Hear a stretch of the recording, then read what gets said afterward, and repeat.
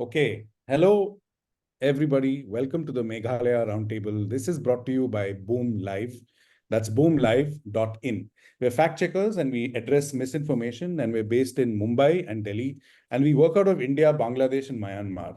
And it's interesting for us because we realized some time ago that we work in these three countries. But there is one region in which we don't know. In the midst of all these countries, we don't know very well. And that belongs to India. So that's very much a part of India. So that's our northeastern states. So in December last year, we launched our Northeast Facts Network. And as part of that, we're doing this Meghalaya Roundtable.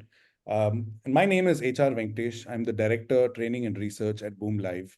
And I'm joined by the person who leads the Northeast Facts Network, Dr. Sabina Yasmin Rahman, who's from Jorhat in Assam.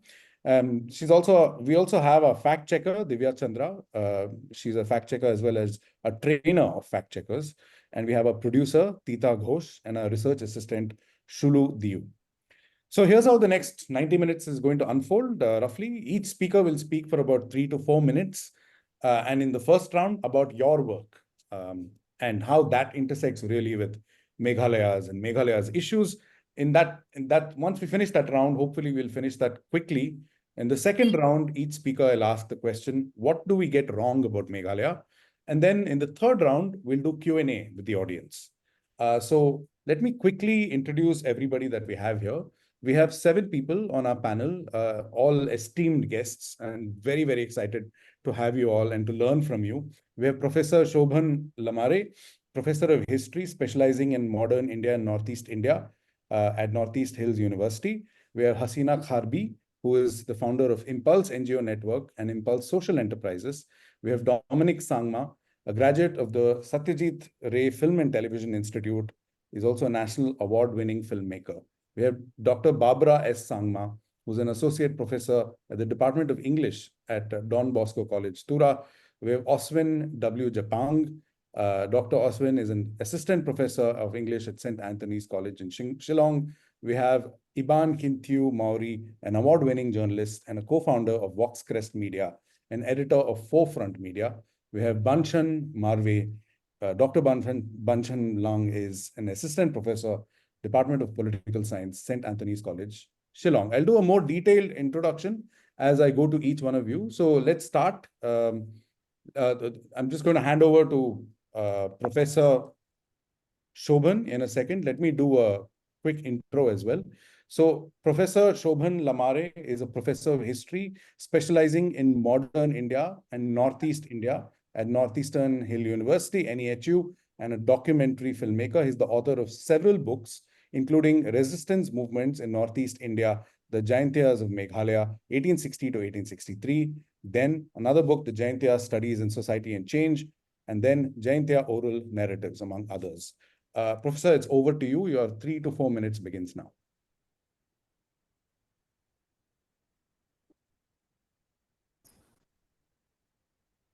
Thank you very much.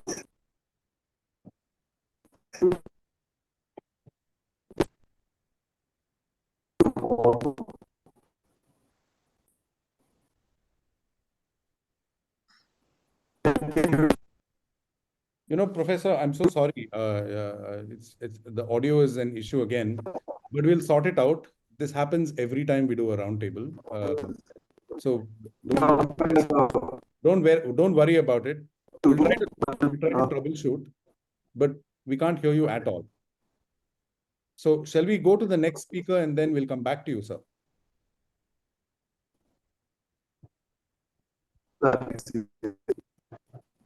Okay. Actually, maybe it might help if you switch off your video as well. We can try that. Okay. Now. Yeah, switch off my video. Yes, we can hear you. Okay? Yes. Okay. That is better. Yeah, I think the audio is creating the problem. Yeah. I request you, once you finish speaking, to open your video again so that we can see you. But yeah, it's over to you.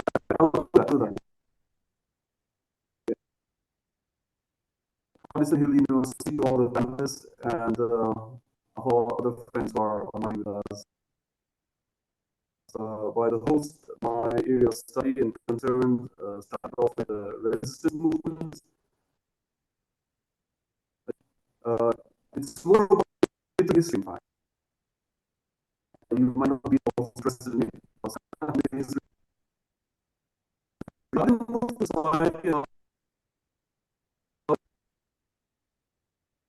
So the giants to look. Drawn to the resistance. Professor, I apologize. I'm so sorry. Professor, I'm so sorry. Can we have you, exit the call and re-enter, and we'll come back to you towards once the other speakers are done, because we really can't hear you at all. I did try that once. Okay, I did try that once. But Yeah. okay. Yeah, I mean, it's I don't think it's working at all. So we'll come back to you.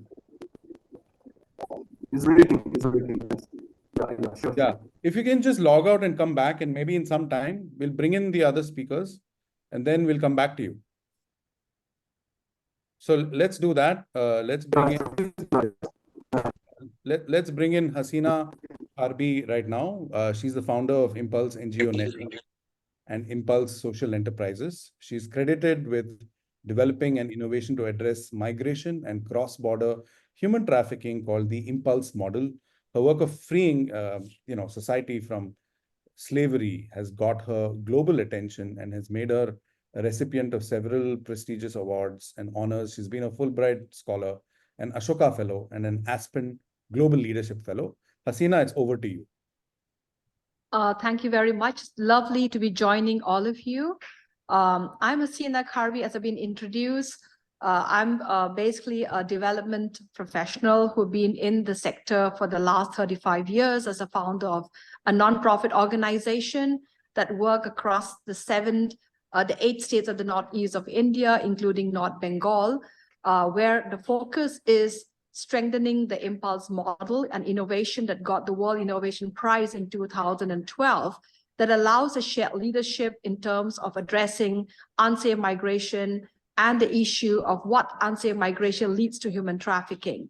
I also represent, as a founder of Impulse Social Enterprises, a hybrid that works with around 30,000 artisans from the 8 states of the northeast of India, providing economic upliftment, resilience market, so that we are able to give women a choice not to migrate unsafely.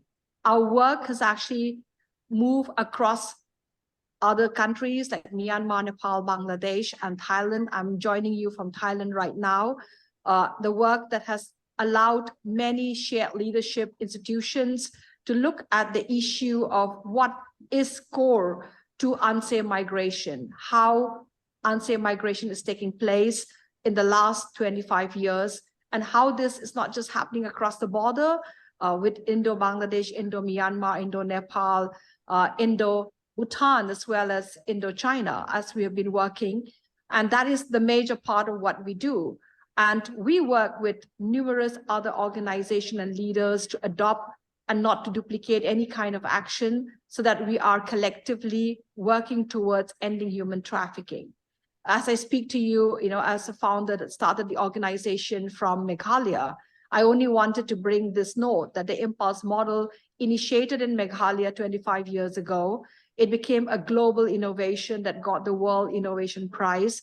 It actually scaled out to the 8 states of the northeast of India, including North Bengal, and then it scaled out to multiple countries. And here we are working with the Meghalaya model, as it was known earlier, and now it's called the Impulse model, from our regional office in Thailand. Thank you so much. That was very interesting. Can you tell us a little bit about what the Impulse model does exactly? Very quickly, actually, just in one. The Impulse model stands on 12 pillars, and they're called the 6 P's and the 6 R's. The 6 P's is partnership, prevention, protection, policing, press, and prosecution, that brings together the private and public under one umbrella.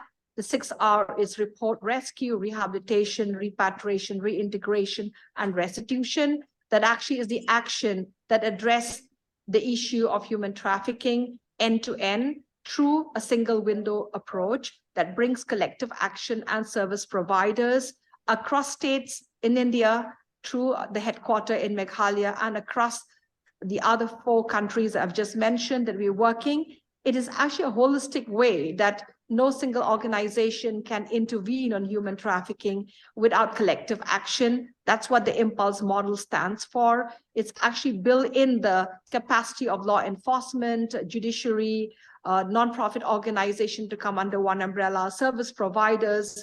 It also brings in to strengthen the whole ecosystem that we're working right now, that as we see the vast changes of the scenario and what are the push factors of human trafficking, today we are seeing more online sexual exploitation taking place. The vulnerability of online is also bringing a drastic change in the way human trafficking scenario is taking place over the last 6-7 years. That's what the impulse model stands for. It has in fact, a component of a technology that is being adopted by the anti-human trafficking units in the 8 states of the northeast of India. It's a software that allows speeder action on the issue of addressing human trafficking. That's what the impulse model. It brings a collective action, shared leadership of institution across board, and it also look at a single window that no single organization can address alone. So it facilitates that action. That's what the impulse model is all about. Okay. Thank you so much, Hasina, for that explanation. Let's bring in our next speaker. Dominic Sangma is a graduate of the Satyajit Ray Film and Television Institute.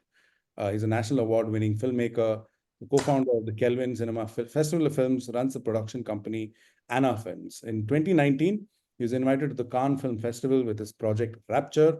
His films Ma Ama and Rapture have garnered him considerable acclaim, winning him awards at the International Film Festival in Thrissur, Asian Pacific Screen Awards in Brisbane, Indian Film Festival in Los Angeles, Shanghai International Film Festival. And Ma Ama also went on to become the first Garo film to win the national award.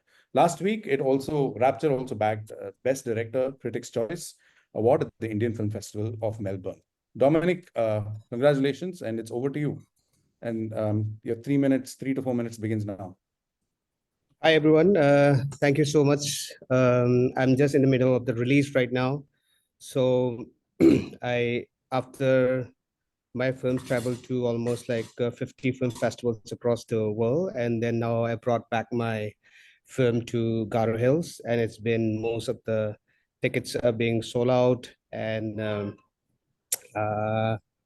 very good reviews from lots of people in Garo Hills, and they're really enjoying the film. So I studied in Satyajit Ray Film and Television Institute, specializing in direction.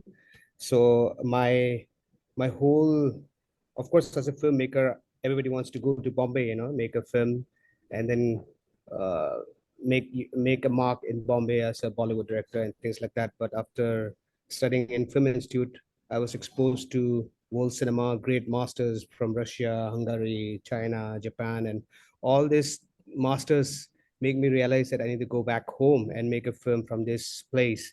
And so I made my first feature was Mama, and second feature is Rapture, which is like 5-country international co-production: China, Netherlands, Switzerland, Qatar, and India.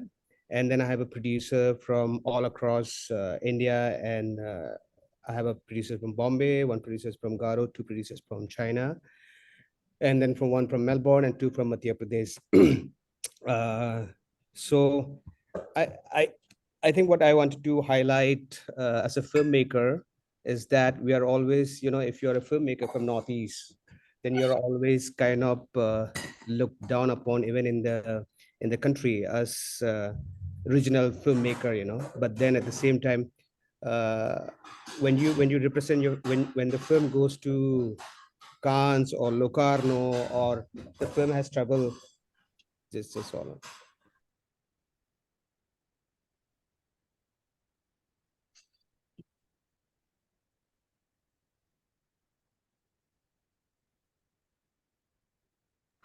Sorry.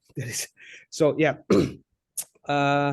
So when the film goes to film festivals like Locarno, Busan, or Hong Kong film festivals, big film festivals, we don't represent film as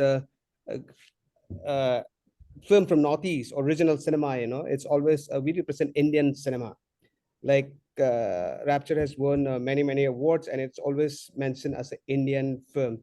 This is one thing that has really affected, I think, not only film from Meghalaya, but also from all the Northeastern filmmakers, and also even in the country itself. When there is a film festival, there is always this tendency of mainland India where they try to kind of put the film from Northeast as in a category where indigenous filmmakers or regional filmmakers or this or that, so by doing that, they are already putting a bracket of almost kind of making you feel that you're not good enough to compete in or be screen with the other filmmakers of the country, but at the same time, this year, Rapture is considered to be top 3 Indian films in by Fripsky. It's a association of critics all over the world, and then Indian critics have put it as one of the top 3 Indian films. So these are the overall mistakes, I think, that lots of people that perceive how filmmakers from this state. But if you see, we have a really good numbers of filmmakers. Pradeep Kurba is somebody who is like doing a really great work, and he's somebody who won in Busan Film Festival's Kim Ji-seok Award. It's one of the top award that give in Busan International Film Festival. And we have one yeah. We've run out of time, so can you finish the thought and then I'll go to the next speaker. Yeah, so I mean, this is it, I think. Thank you. Yeah. Thank you so much, and I look forward to watching your films. And on that note, let me just bring in another speaker, Barbara S. Sangma. And after Barbara, I'm going to try and bring, Professor Shobhan back again. So, but first, let's bring in Dr. Barbara Sangma, is an associate professor at the Department of English in Don Bosco College, Tura. Her areas of specialization lie in Garo, folklore and theater, ecofeminism, and ethnography. She's published several works of poetry, translation, and literary critiques, including her books, Achik, Garo Theatre, A Case for Indian Folk Theatre, and then A String in a Lute. And she's also co-authored a book on the post-funeral ceremony, Midong Kang. Lately, she's also been actively involved in the cultural enrichment of Garos, cutting across geographical boundaries between Garo Hills and Bangladesh, and has participated in 2 events hosted by the Garo community in Bangladesh. So, Barbara, it's over to you. Thank you, and a very good afternoon once again, everyone. I teach in undergraduate college, that is Don Bosco College, Tura. I teach in the Department of English. But then from my bio, you would have realized that most of my interests have got to do with Garo literature or Garo tribe. Somewhere along the line, maybe in 2009, I got called by the Department of Garo to apply for a guest lecturership, and then I was taken in. And then when I began reading Garo books, I really got interested and I was hooked. Before that, I wasn't reading Garo books much other than the Bible or some other maybe books of poetry. Then I got interested in Garo folklore, especially folk performances. And then when I applied for PhD in the same for the same topic, that is Garo folk theater, I was taken in, and that's how that book came about. It's a Garo theater, a case for Indian folk theater. Then post that, I'm also interested in poetry, so I'm writing now and then I have a book published, String in a Lute. Then because I'm interested in Garo folk performance, in the Don Bosco College where I'm teaching, I got together with the Department of Garo, and we initiated a certificate course, that is a CAFA, CAFA we call it. It is a certificate course for Achik folk arts, and it's doing very well. It's a 3rd year. And we have also opened a club that opens its membership for the present students, as well as those who have passed out. That is Bosco Rangore Cultural Club. And students or the members in the club are doing rather very well. But then I'm really looking forward to take my folk performances some notches up, beginning maybe from the first notch. That's why maybe that that certificate course on Achak folk art is a very important step, and I'm very glad to be involved in that. Yes, I am interested in cultural activities, and I'm really, I do really want to preserve culture, even though, yeah, we are in a modern age and most of us are Christians. Culture, tradition, and customs, I think it has got nothing to do with religion. Many of the customs of the Garos can still be preserved and practiced even within the ambit of Christianity.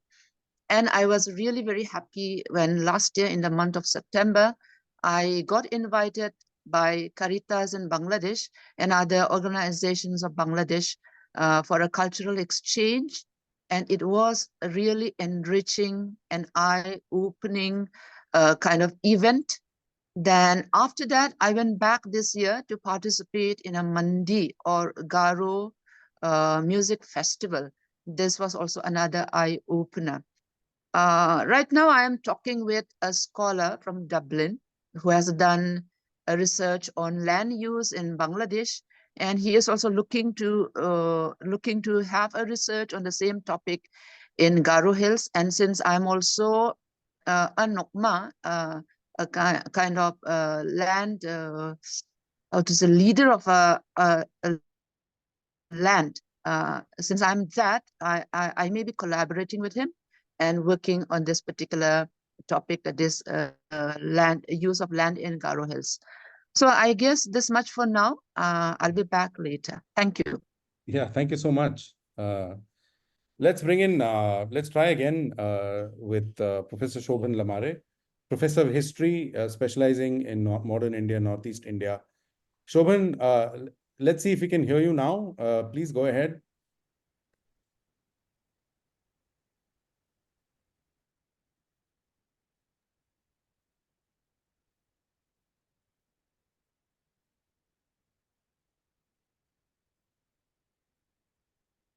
Can you hear me? No? I can hear. Oh, okay, thank you. Thank you. Yeah, finally. Greetings from Northeastern Hill University to all the panelists and all those who are listening to this. Well, the introduction that was given, I think that was a very elaborate one. Well, my area of interest has a lot to do with resistance movements in Northeast India against colonial rule. Now, that's basically military history. Perhaps you might not be interested in that because it's always dry. I'm very much interested in society and culture, concentrated much on the case of the Jews. And of course, I have my own reason as to why I want to work in that area. But then of late, I am being drawn into the recent trends of research and critical interventions that exhibit a distinct mapping of concerns and necessary discourses on society and culture. The comparative framework in the context of Northeast India, as we all know, it's being marked by its own paradoxes too. And over the last few decades, one witnessed a massive visibility and promotion of cultural ideas and philosophy. Now, change that's been taking place in the Northeast has been coming very fast. And in the process, we noticed that apart from material aspects, the linguistic and the cultural productions are areas of debate. And there is a huge deal of contestations today and study as to whether one flourishes at the cost of the other is another interesting area of study. So basically, I'm working on those. That's all from my side for now. Yeah, thank you. Thank you so much. We could hear you very clearly. And there's no such thing as boring, in my opinion. So next time you feel like not talking about something because you think it's boring, please go ahead. So, okay, let's bring in Oswin Japang. Dr. Oswin Winter Japang is a assistant professor of English at St. Anthony's College, Shillong. He's a folklorist working on belief narratives, religious ceremonies, and the cultural traditions of the War Khasi community of Meghalaya. He recently published 2 children's illustrations books called The Tunes of Kong Thong and Let's Dance with Aina. I hope I'm getting the pronunciations right. You can correct me right here and if I have not.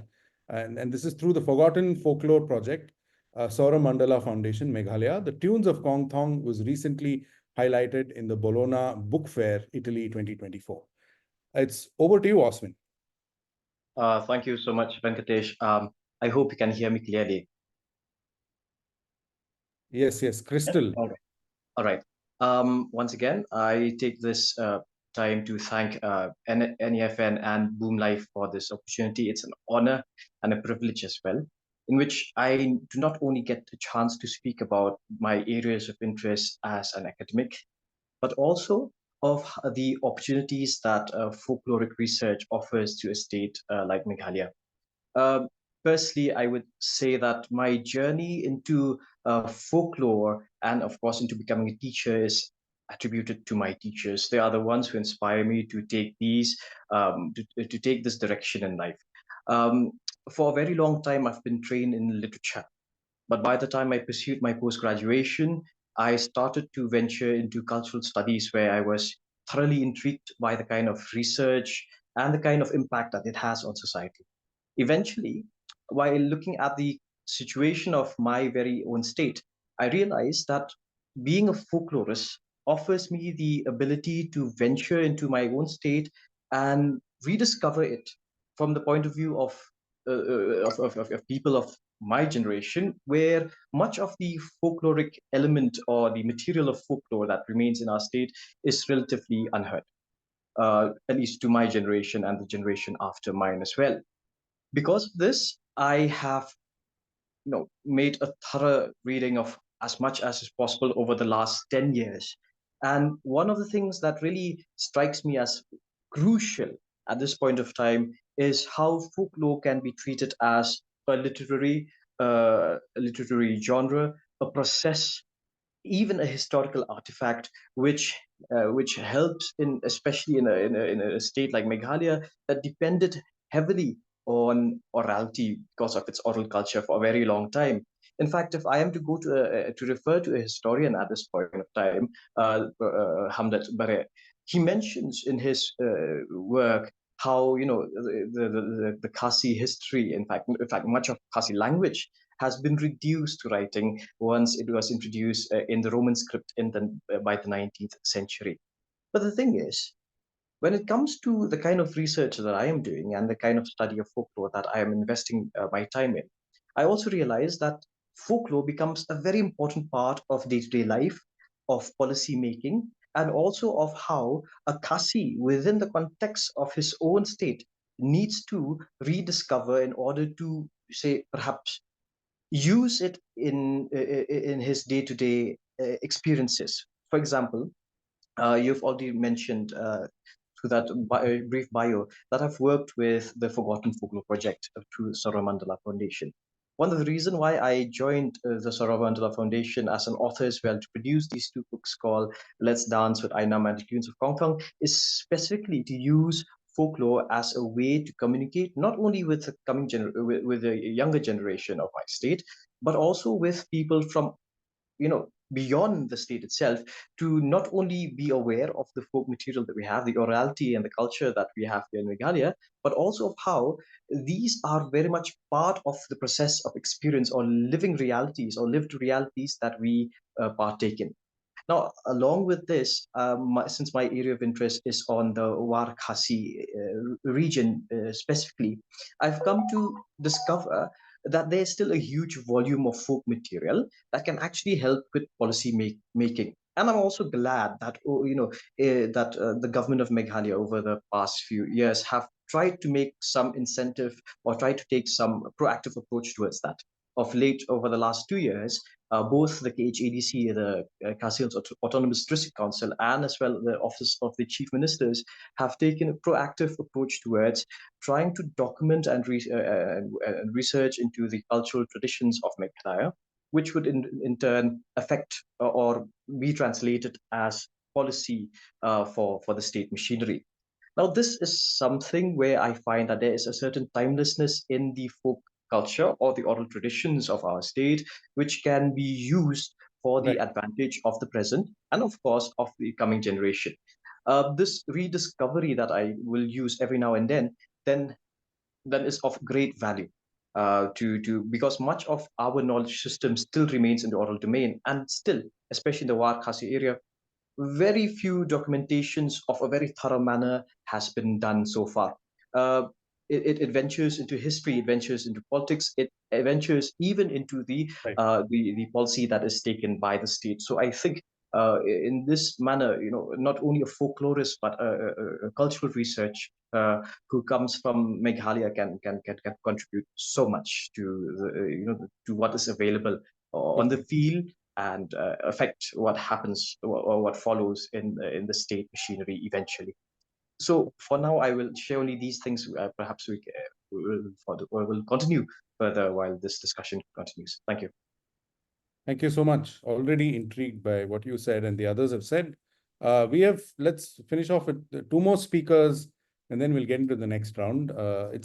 Let's bring in Iban Kintiu Mauri, an award-winning journalist and the co-founder of Voxcrest Media, editor of Forefront Media. She also serves as an executive member of the Shillong Press Club. Through her decades-long career, she's worked in various capacities at ANI, the Shillong Times, All India Radio, and TNT, the Northeast. Today, she recently received the S. Quotient Sumer Memorial Award 2024 at the Riti Academy Award ceremony. Iban, it's over to you. Thank you, Mr. Venkatesh, for having me, and a very good afternoon to all my co-panelists. Well, you've already given a very elaborate description or introduction about me. I entered into the field of journalism in the year 2010, soon after completing my graduation from St. Anthony's College from the Department of Mass Media. And I was fortunate enough to be, recruited by the Shillong Times. It's a leading English daily in our state. And in my experience, I found reading or learning in college is so much different when you're out there in the field reporting and meeting people from time to time. So for 3 years, I worked with Shillong Times, and then I realized that I needed to venture into electronic media at that time. So I joined as a stringer for ANI and then other local electronic media houses out here in Shillong. And then the advent of digital media came in. That's when I joined the Northeast Today, and I've been with the Northeast Today for a long time. Having worked with the Northeast Today, I've done stories from different parts of the region as well, like from Nagaland or Assam. And I realized there's so many untold stories in the region and in a state and in the region. And that's how I got an opportunity to learn about the different, the different cultures in detail, different cultures of the different tribes of the Northeast. And eventually I moved to the Meghalayan, where we do more in-depth and detailed stories. But then I realized that it's time to move out of that and it's time to start something of my own. And that was when I, along with two other professionals, we started Forefront Media last year on August 15th, and with the sole purpose of creating a space or a platform, that envisioned discussions, that encourages or spark debates, vigorous debates, and give a space for the community to voice their concern and to a platform for everyone to be heard. So for us, journalism, it's not just a profession, it is a profound responsibility. So at Forefront Media, we envision a platform where dialogues is in habited. Debates are vigorous, and stories from the grassroots are easily accessible. So we are more than just a media outlet. We are a community hub for diverse voices, where every story is heard and told. We are guided by our motto, that is engage, empower and elevate, and we commit to being a cornerstone for informed discussions and innovative ideas.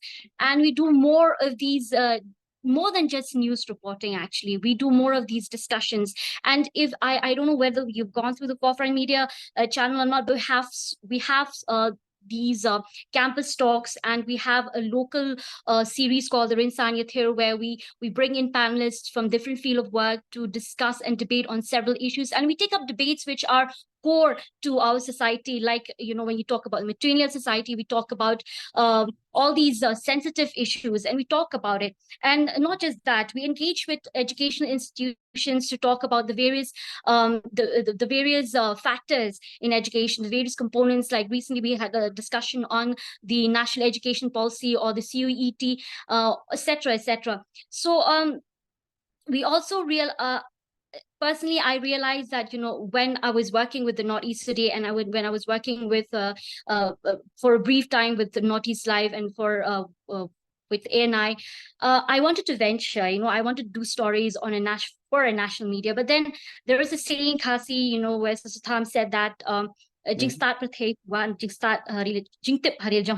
means that you're searching for knowledge across the world, but you don't know anything about your own state. So that's when I realized, you need to come back home.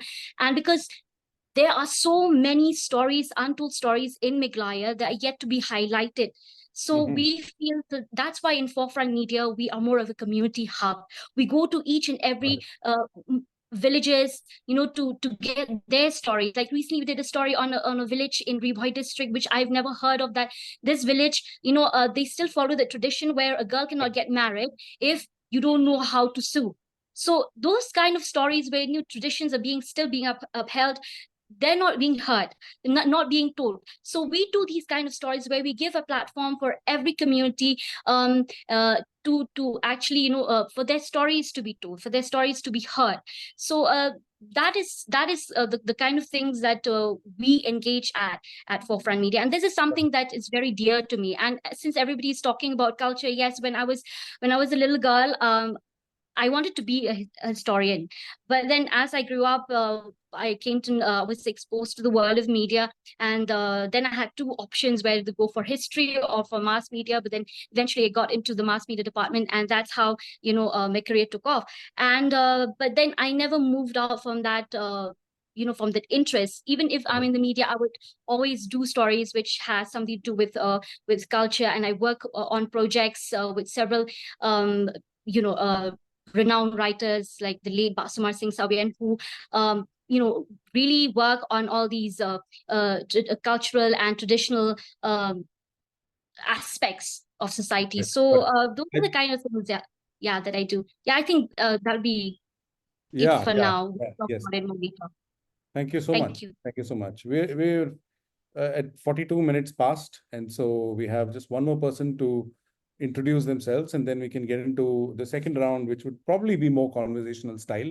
Let's bring in Dr. Banchan Lang Marvin, Assistant Professor, Department of Political Science, St. Anthony's College, Shillong. He holds an MPhil PhD from JNU, New Delhi. His major research interests lie in peace and conflict and the political economy of the hill areas, among others. Recently, he was part of a project on history of Hima Nong Claw, curated by the Northeast AV Archive in collaboration with the Directorate of Arts and Culture, Meghalaya. He's one of the recipients of the Chief Minister Research Grant, Government of Meghalaya, 24 and 2025. It's over to you, Banchan. Thank you so much, Venkatesh, for that brief intro. I'm honored to be in the midst of the esteemed panelists to discuss a topic which I have entitled today as Indo-Bangladesh border via Meghalaya. But I feel that I think I should talk more on my my recent work.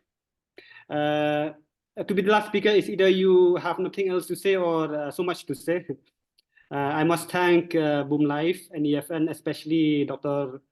Sabina Rehman for the efforts made. I think this is an important initiative. My work and my ongoing research interest has been mostly on peace and conflict, which my PhD was on that, and it was particularly on Bangladesh. Then political economy in the hill areas, which actually I think more or less to do with Meghalaya. My ongoing project, obviously, on the political economy of the Yo or the local market in the Khasi Hills, which I will slightly mention also about the border Haats in today's talk. So my recent work was on the oral history of Himan Cloud, which I have traveled at length in meeting people and so on and so forth, which I've realized that as a region or as a state in Meghalaya, we really need to document a lot of things. Although my my background was mostly on international relations, but when I came back home, I realized that there are a lot of things to be done and needs to be done also in terms of documenting, writing about Northeast India and particularly Meghalaya, which to some extent I've been writing about the politics in Northeast, in Meghalaya. And also, my recent work was, like I mentioned, regarding the Himan Cloud, which I did with the Northeast AV Archive. So I've realized that we as a state, we really need to keep on writing on these issues, which my interest in these areas stems from a combination of various aspects because of the complex regions, complex dynamics, the urgency to address these issues, then the potential for sustainable development growth, the influence of local governance, the resilience of the people, as well as the need for greater awareness. So with respect to my current work, which I'm going to address, is basically the idea of the traditional market, which slowly and steadily began to be irrelevant in today's context with the advancement of global capitalism and so on and so forth. So while I was trying to read about it, and I realized that there are various work or there are various border Haats in Meghalaya, which, for example, we have the border Haats such as the two functional border Haats, such as the in West Garo Hills as well as in Balat East Khasi Hills. Then there are, for example, border Haats which is under implementation. 4 of them, which one of them I've visited in Rinku East Khasi Hills, or in Bangladesh, that is Baganbari. So these kind of interventions that I've had over the past 3 years, which when I came back home, I have realized that we really require to ensure that such narratives comes from the locals themselves, should be written by the people from the region itself, because what I've read when I was in Delhi and so on, whenever they read about they write about the border in Meghalaya and Bangladesh and so on, it's all wrong, and most of them have never visited the region itself, let alone visiting the border areas. So these are interesting issues which I feel that we need to address, because, for example, right, the recent case with respect to Bangladesh issue, when I must mention that after the fall of the regime, Meghalaya government temporarily suspended the operation of the border Haats because of the fear of illegal crossing of the borders. Although illegal crossing of the borders happens every day, which of course the official information which we have is very lacking or almost absent. So in that sense, there needs to be a documentation on these kind of issues, so that we will also realize that these border areas can actually be an area where an engagement, emotional engagement between both the countries has to be there. But the sad part is, although Meghalaya and Bangladesh border is, according to official records, is 80% 80% being fenced, but the safe havens is the 20% where illegal activities keeps happening, which, for example, why these illegal activities also happens is because, for example, even the what do you call late Don Gopal Roy even mentioned that even the BSF also are using the Bangladesh SIM card. So these kind of activities, we realize that there is so much problem in the border, for example, in terms of infrastructure, development activities, even medical health care also, which I realized that these issues need to be addressed at length, especially from the region itself. Got it. Can we move to? We'll come back to you, Vanchan, but we're running short of time. So thank you so much. If there's a thought you want to finish, go ahead and finish. That's it. Thank you. Okay. Right. So I mean, I wish we could get everyone to speak. I wish this is one of Amit Verma's podcasts, which run for 9 hours, so we can bring everyone in. He speaks to one person for 9 hours, so that's a different sort of conversation. But let's get into the second round, what we call, from a mainland perspective, because really the Northeast Facts Network is all about correcting misconceptions and misinformation.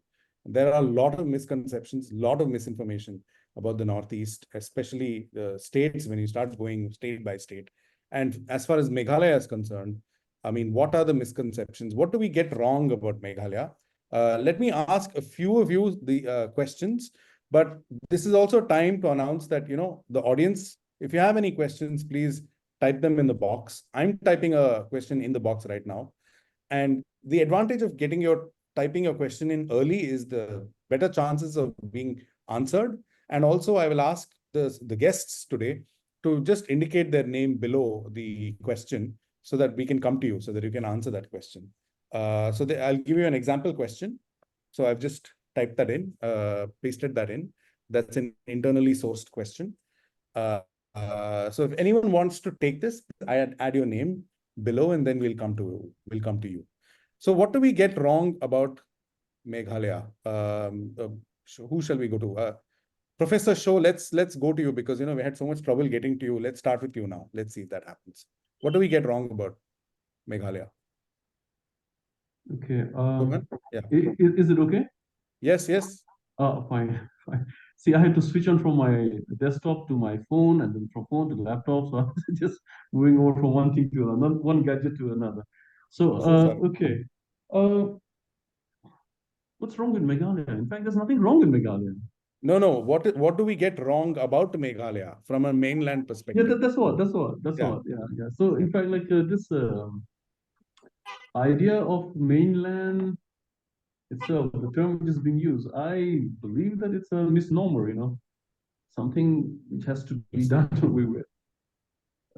It is the kind of perception that creates the entire problem, where you start having ideas like mainland, the fringe area, the periphery, the buffer zones. This is not helping, really. It's not helping. It's not helping the people from the Northeast. I say this because, like people who are not from this region, they tend to have a look, not just Meghalaya. Why single just Meghalaya? We can refer to the entire Northeast for that matter. Like our students and our people from here, they face a lot of problems and challenges. So yeah, it's true that maybe people, they have a different way of looking at us from this region. And this had a lot to do, or rather has a lot to do with maybe the ignorance about the place. And in addition to that, maybe the lack of this idea of getting themselves integrated into what the Northeast really has to offer. So okay, we see that these are lines which have been drawn, where people from other parts of the country, they tend to look at people from Northeast from a different way. They complain about the food, they complain about the dress, they complain about their identity. If Northeast is to be remembered and known, always for the wrong reason. insurgency. Well, Northeast has so much to offer apart from just these few things. So Meghalaya, for that matter, mm, sad to say that not many people they know, even school students, college students, they don't know much about Meghalaya. Where is Meghalaya? And especially if you refer like a place like Shillong, well, they take you to a different country altogether. Okay, so Yeah, well, I've perhaps definitely. the study of geography, for that matter, maybe is very limited, and yeah, maybe a different kind of orientation has to be done. Meghalaya is a beautiful place. Today, people from different parts of the country, different parts of the world, they come, they enjoy the place. But yeah, there's a few things perhaps which needs to be put in place where people have a different kind of a perception altogether. That's how I look at it. Got it. That's great. Let's bring in a couple of other speakers as well at this point in time. What do we get wrong about Meghalaya? Hasina, and then after Hasina, Dominic. It's interesting when you put that question, what does people get wrong? I think let me just dive into this point. When people talk about the matrilineal society, I think a lot of them don't really have the whole correct information, clarity about what matrilineal is. They often would describe Meghalaya, as a matriarchal when we are matrilineal. The second part is not having a clarity. When we go back, I mean, for a person who also, part of the Sankhasi, we know that there is equality of both men and women in the house as we grow up in terms of the way we practice our culture. I think that clarity is never understood. A lot of writing that has come, a lot of articles, and even in the past, even today, I mean, they would say, oh, women rule and women take charge. Women, is the sole authority. But actually, I think it's one beautiful culture that, when I travel around the world, I mean, like even I just today morning when I'm here in Bangkok, because we are having this meeting, it's a beautiful culture where we have, both men and women having that gender balance, which is very much a part and parcel of culture, which is never understood very clearly by the world. It's often either brought up, women are much more the controlling factor, men has no role in our society. But actually, when you look at from the gender lens of SDG goal, we are one beautiful culture that needs to really have an understanding by different parts of India to start with. That's great. Good to know. It's a thing I often confuse as well, the difference between matrilineal and matriarchal. So yeah, that's a good thing for me to learn as well. Dominic, it's over to you.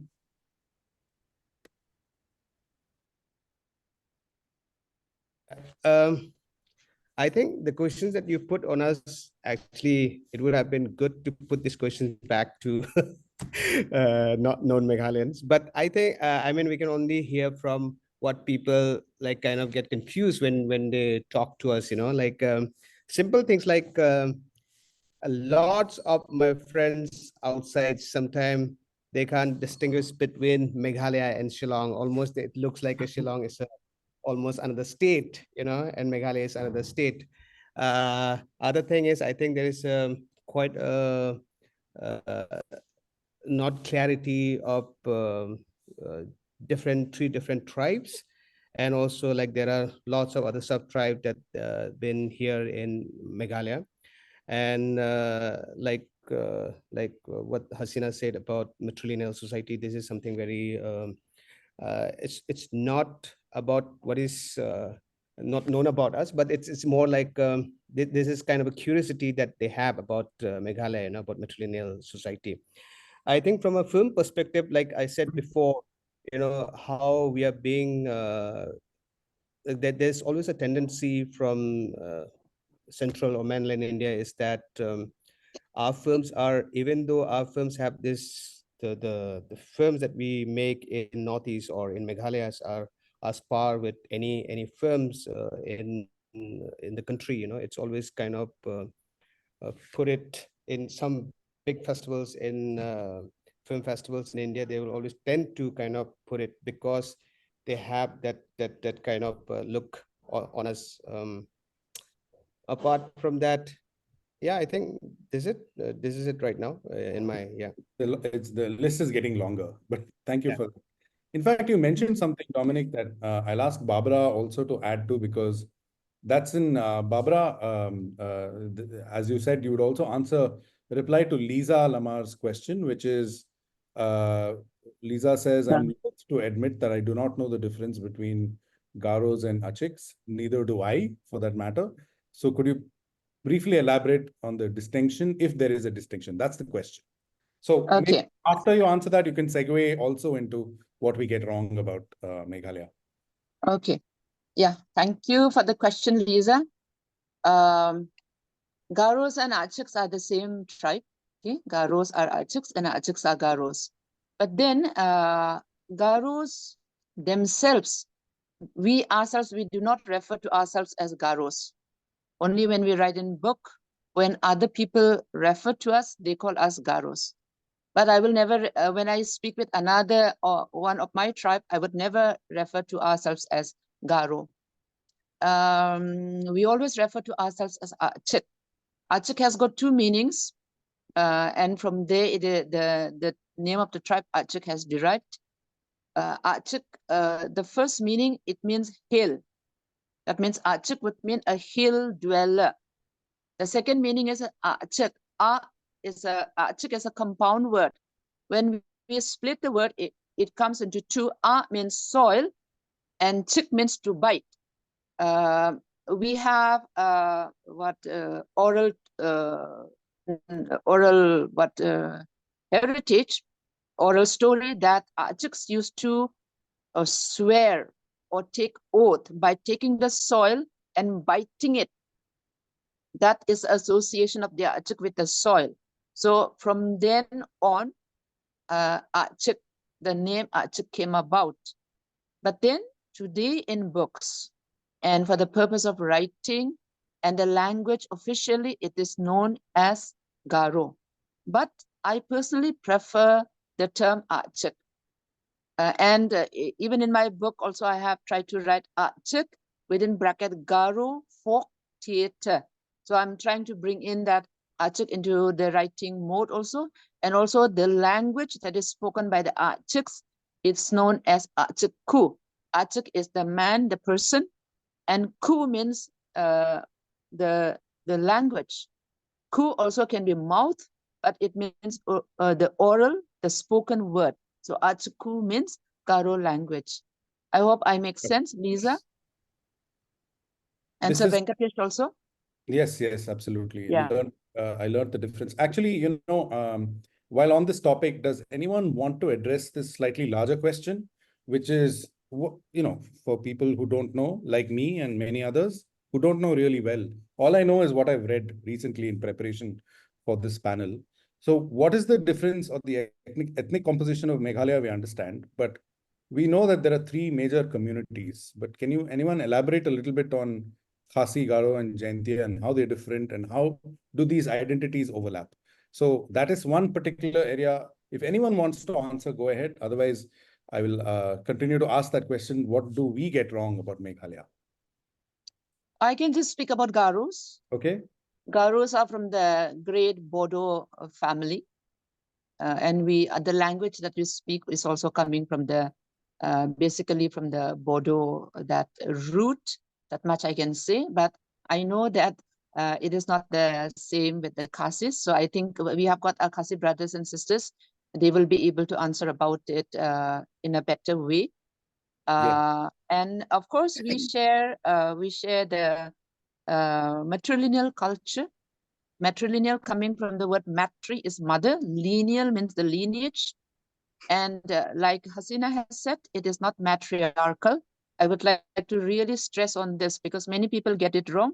And they always say that Meghalaya is ruled by women, which is not the case. Shall I continue or I'll come back later? Let's bring in, as you said, let's bring in those who want to talk about Khasi and Jaintia. Okay, yeah. May I chime in? Yes, please, go ahead. Well, if I may, I'd answer to both the questions that you have. What do people get wrong when it comes to Meghalaya? And secondly, regarding classification. For this, I will first take a particular experience that I had in the last 10 years when I was in Hyderabad, when I was still pursuing my master's degree.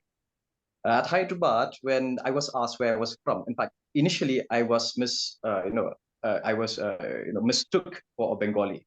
I was actually invited to a Bengali fresher, only then later on to be apologized to and to be said, I'm so sorry, we thought you were Bengali. Anyways, that's one thing. But the second one was what Professor Shobhan Lamare did point out, that when you talk of Shillong, sometimes you are transported to a different country altogether called Ceylon.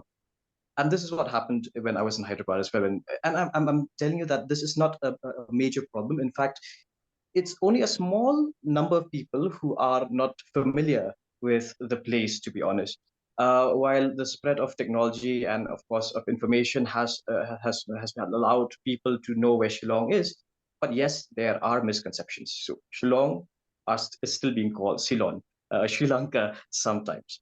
But the thing is, this misunderstanding is not new. In fact, in 2016, um, and this is something that is also associated with the book that I wrote called The Tunes of Kong Thong.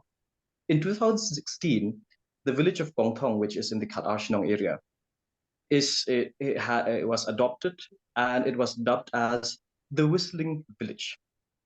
Now, the thing is, the action of whistling does not even take place. In fact, the tradition as is practiced at Kong Thong is known as Kajingruai Yaubei. Jingruai, implying the tunes of the ancestral mother. It is deeply cultural, but due to perhaps a lack of documentation of the oral discourse that exists here in Meghalaya, not very much is talked about this. And so a few years, just last year, through the Forgotten Folklore Project and Saramandala Foundation, I wrote this book on the tunes of Kong Thong, explaining why it cannot be called whistling. Instead, I use a better word, say tunes. Perhaps in the coming future, we'll come out with an even better word that can be understood much more liberally and generally, but at the same time not taking away too much of the meaning of the word Kajingrai Yaubei, because again, Kajingrai Yaubei means much more than just simple tunes. Got it. Now those are just two instances. The third instance, again, this happens, I think so, 4 years back, or 3 years back, just after COVID. A well-known channel called DW. They produce these documentaries. DW is based in Germany. They produce various documentaries, and they have made one particular documentary on the matrilineal culture of Meghalaya, in which they misunderstood matrilineal for matriarchal. And and to someone like me, it really offended, because like Kong Hasina pointed out, it misrepresented not only the state but the people in it a great deal. Now, apart from this, I would also attribute that there have been a lot of writing over over a decade, that has also caused a bit of a problem every now and then, especially not only within the academic circle, but even within the community itself in Meghalaya, especially amongst the Khasi. This book is published in 1907, the first edition of this. It's known as The Khasis. It is written by Major P.R.T. Gordon. Now, this book, The Khasis, ensured that a particular word is used, and till date in academics, this word is freely used, the Khasis, the Khasis, the Khasis. But the Khasi itself, themselves, which I am also one, we never call ourselves as the Khasis, we call ourselves as Khasi. And Right. so it now becomes very important then that the word the Khasis should be dropped. But again, it happens every now and then, and many people use it even in academic circles at this day and age. And so, it has been a part of my small endeavor to rephrase this term, and I use the word Khasi collective. Because when we speak of the Khasi people, we are speaking of 7, if I can use the word subtribe, 7 clans, Kihinyo Trep, Kihinyo Skum, who formed this collective. That's why I use the word collective, because I think it sounds much better. So you can see here, misunderstanding does not only happen, from people outside of the state, to Meghalaya, but it can also happen among ourselves. Now Yeah. you see the word Khasi, you see even the word Khasi and Jantia. In fact, the proper word would be Khasi Jantia, Khasi hyphen Jantia. Because you see, when we use the word Khasi, we are talking of seven collectives, collectives of seven clans. Kriam, Panar, Lingam, Maram, Uwar, Diko. I hope I've not missed anyone. But yes, seven sub-tribes.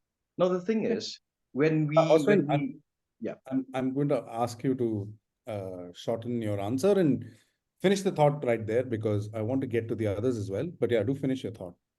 yeah, all right, thank you so much. But then you see, when of course I understand there are political angles to this as well, as to why, in Meghalaya we call the major tribes of Meghalaya as the Khasi, the Jantia, and the Garo. I understand there are political aspects to this, but because of these various misrepresentations that has happened over the last many years, a lot of the problems that arises in Meghalaya is not only where it comes from the outside, as how they perceive us. It's not only from their own mistakes or ignorance alone, but also sometimes it comes from us, and perhaps we also not trying to address these minor issues that becomes bigger ones in a larger scale. So perhaps even on a geopolitical scale, especially in terms of the state itself and the identity of the people in it. Thank you. Thank you. We'll go to Professor Shobhan later for the Jayantia bit, but I want to bring in people who haven't spoken in a bit. Iban and Banchan. Iban and Banchan, do tell us what we get wrong about Meghalaya. And if you don't want to answer that, if you feel you've already, your point of view has already been brought up, there are plenty of questions that need answering as well, which I will come to you. But Iban first and then Banchan. Okay, thank you. I feel everybody has spoken a lot. They have cited a few misconceptions, but I'm going to speak from a media point of view. One cannot deny the fact that there's been a lot of often lopsided news, views, and representation about the Northeast region. And yes, there is a presence of national media houses in the region. You name it, the Telegraph, the Hindu, Times of India, NETV, Republic TV, and so on and so forth. And they do have journalists in the region. But mind you, most of these journalists are stationed in Guwahati. They travel to the other states only if they have to work on stories. So, and they have only one or two media journalists for each media house. So now if you expect a broader perspective or a broader coverage of every states at 8 states of the Northeast, which is one or two journalists, it's like asking too much. And then one more thing I wanted to point out is that to understand the pulse of society, to actually understand the drive, the intricate factors that push or drive the society or a community, I feel you can't ask a person who does not belong to that community to come up with a detailed or an in-depth reporting or an in-depth story. Let's say the folklore of Meghalaya or the indigenous communities like the Senghasi or the Nyampi, unless you belong to that ecosystem.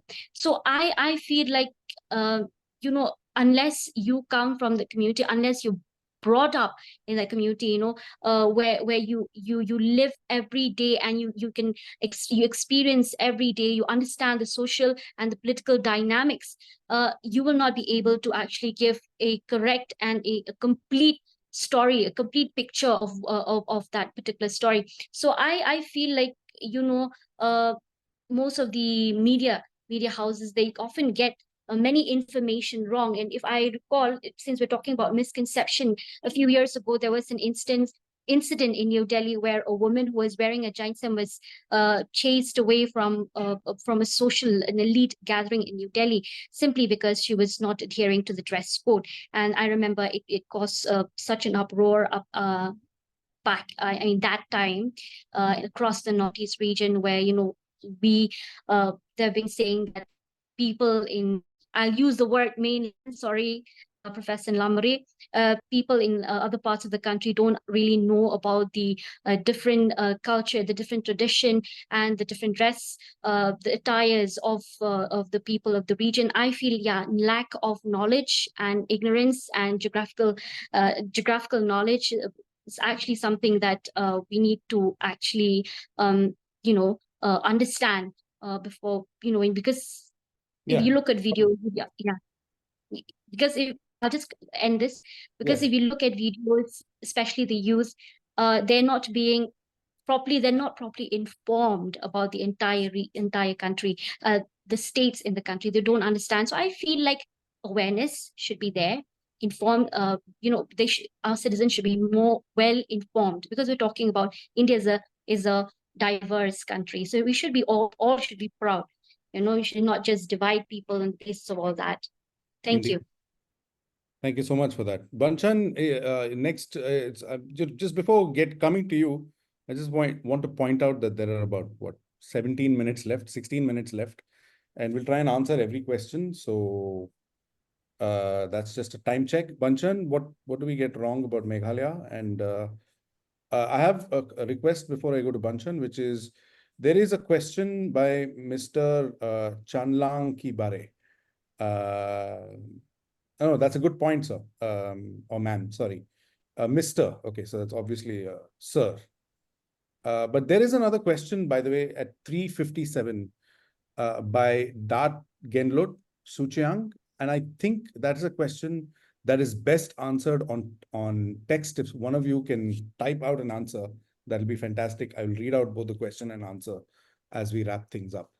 This is just in the interest of time, because I want every single person who's speaking here, who's listening here, to have their question answered. So Banchan, over to you, and then let's just go through all the other questions. What do we get wrong about Meghalaya? There are various misconceptions about Northeast or Meghalaya for that matter. I can list like hundreds of them because I myself have been personally engaged or been asked a lot of different questions which is wrong, such as in geography, education, society, then food, then we have about music, about the weather, and so on. So I'll just go with, let's say, for example, geography. I was often asked, how is the border situation with China? All right. So how to answer that? I don't know how to answer, but I just say, I think you should check the map. And secondly, always thought that Meghalaya is very steep, hilly, very mountainous, like Sikkim or like Himachal, which is not, which is more or less like a plateau where there are foothills, there are plain area as well. And people also still think that, okay, when we go to Meghalaya, reaching Guwahati airport, so they have to think about how to get the cab, how to call somebody from Shillong to pick them up, because they thought that no cabs are available to go to Shillong. So that is something which I would want to tell, that there are plenty of cabs that you can get from Guwahati airport to Shillong and to Cherrapunji and so on and so forth. So you could say, like, for example, I was asked whether we have central institutions. This question, I think, stems from a very stereotypical idea of the state, basically. The fact that we have plenty of institutions of eminence, such as IIM, NIT, IHM, EFLU, and so on, where some states in India do not have these kind of institutions. And secondly, on education, like, people always think that people are lazy, not interested in studies at all. Although, of course, which society we don't find any lazy people, right? We have had various eminent personalities serving as election commissioner, UPSC chairman, speaker of Lok Sabha, and so on and so forth. With respect to society, I was asked, oh, you are matrilineal society, then after your marriage, then you have to wash dishes and so on and so forth, which is very sort of patriarchal outlook of the concept of matrilineal, because what the people in the mainland thought that it's more or less a matriarchal society where we are supposed to act in a certain way as what in the paternalist society. In fact, we have never had chief minister who is a woman, so you can understand that in that context. So and also at the same time, I don't sing or I don't play music. So people thought that all people in Shillong play music or sing, and they were surprised that okay, you're not singing. How come you're from Meghalaya? So I think not all people from Meghalaya sings, but of course we love music and so on, and food. With respect to food, all people think that okay, all of us eat very hot chili. All of us eat what do you call it? This one, yes, fermented food and so on. My sister hates fermented bamboo shoot and so on. And Right. also they think that we don't have food or some dishes where like roti and so on, where the mainland Indian people are who could eat when they visit the region. So I think this is partly because of maybe because of the misconception and lack of information, lack of awareness, and in the syllabus also lack of addition of the various topics about the northeast of Meghalaya. And lastly, the weather. So people always like when I was in Delhi, I was asked, oh, is it raining in Delhi? Like, is it raining always the entire year in Shillong or in Meghalaya?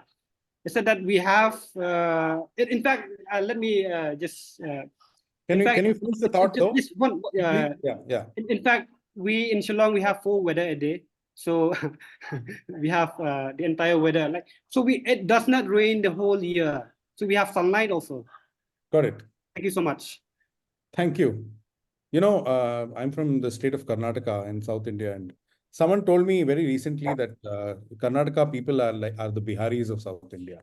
So I wasn't sure whether it was meant as an insult or whether as a compliment, but I took it as a compliment because, well, that's just a flavor of what happened to me. But I can well imagine that the misconceptions around Meghalaya and other states in Northeast are even more, right? Much, much more. Right. So let's bring in Shobhan on the Jaintia question, and then let's knock off the questions one by one. I again request you all, if you feel like replying by text, I think you can just click on the 3 dots next to the question and reply. Oh, no, I don't know if it's always possible to reply, but do try. Right. Shobhan, can you tell us a little bit about Jaintias and the misconceptions about that and how that's different from the other 2 main tribes? Okay. It's a very sensitive kind of a question.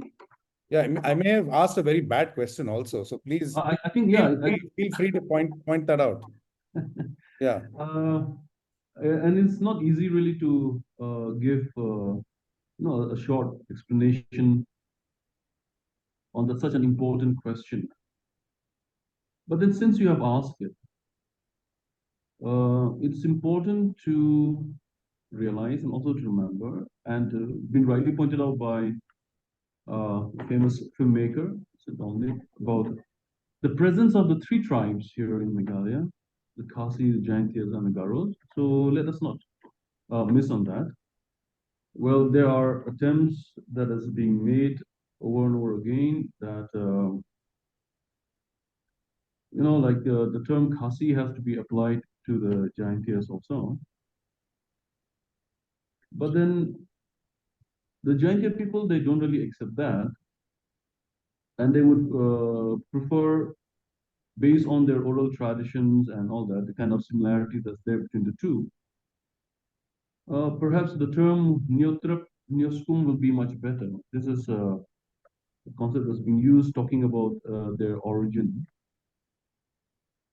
And there are many weighty reasons as to why the Jaintia people, they would prefer to be known that way. And as to why they would prefer this concept of Nyotrap, where it would encompass the entire community, like that of the Khasi, the Knar, the War,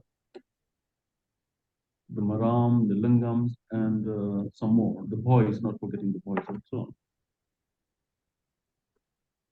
Well, if you talk about the roots, the argument is this, that they trace a common root. You go by the creation story, you go by the mythology, you see that they share a lot of commonality there.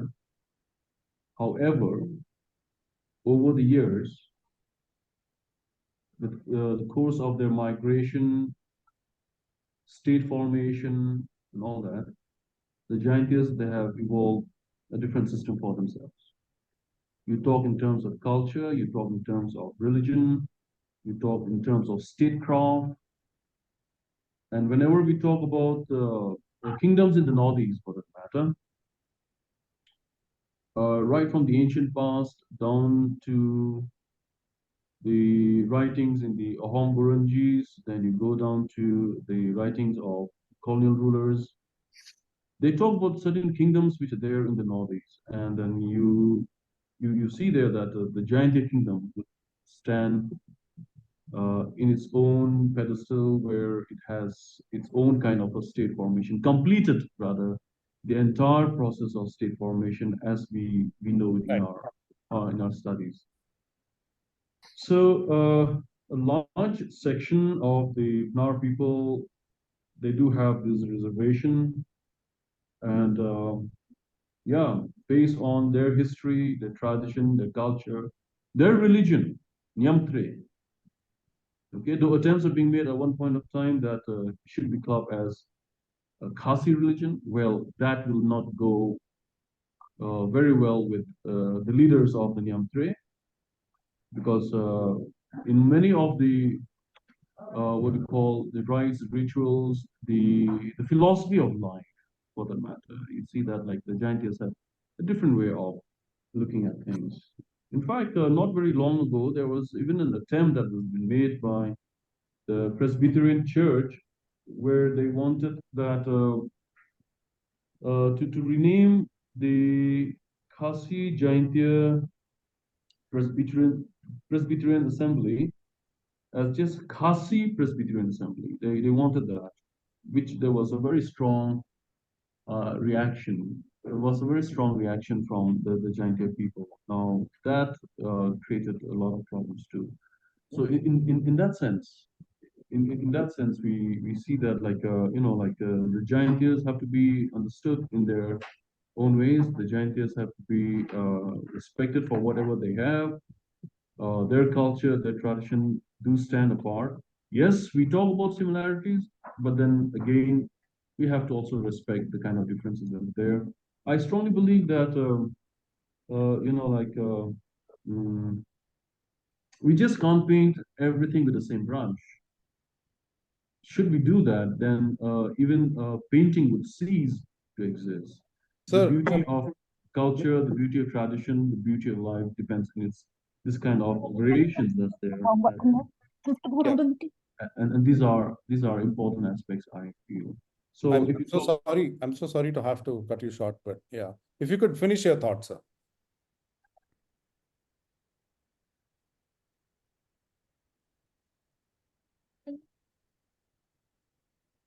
Okay, I think if you wanted to finish your thought, you could go ahead, Shobhan. Otherwise, let me just run through some of these other questions. I think, a couple of you have asked more than one question, but we have a question from K. Khairiam. As a research scholar in politics and international relations, what kind of suggestions would the panelists have for positioning a region like Meghalaya, India, within the broader spectrum of IR research? For example, like exploring its strategic location, border-related issues in areas such as human trafficking, security studies, to name a few.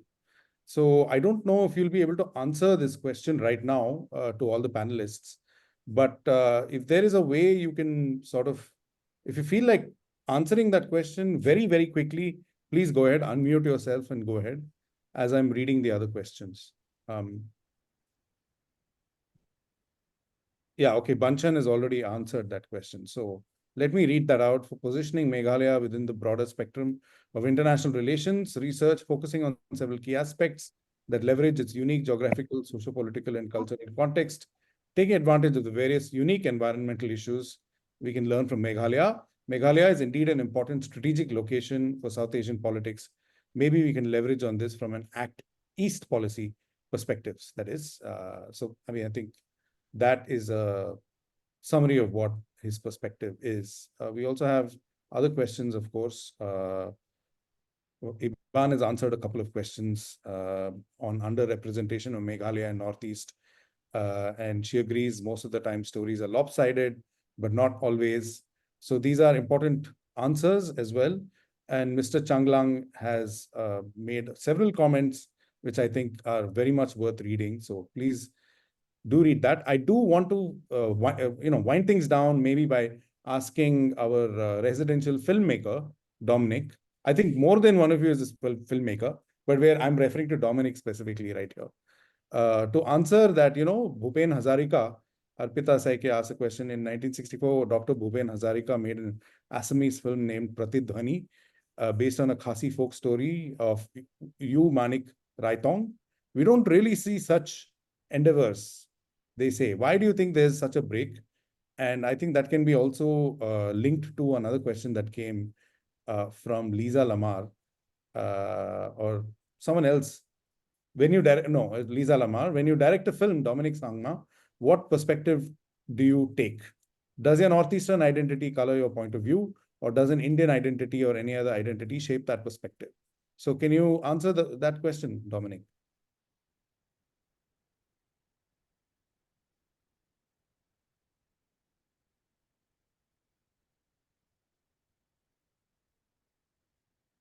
I'm not sure if Dominic is around.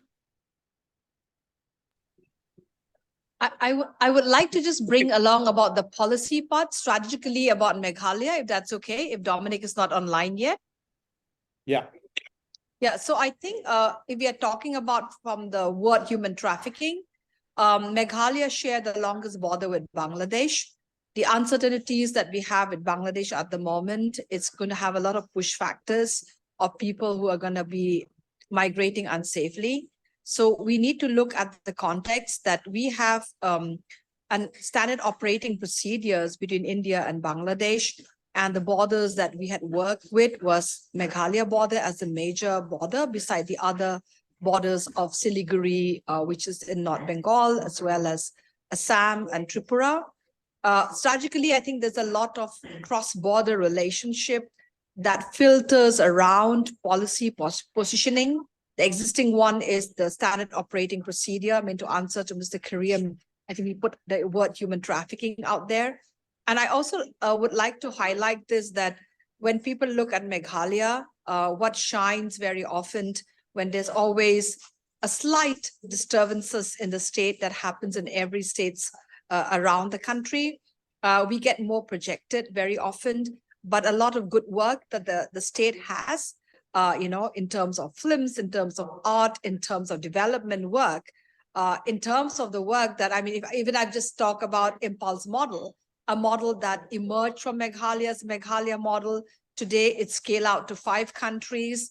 It's positioning Southeast Asia to learn from the Meghalaya model. There's a lot of development initiative as well that other can learn.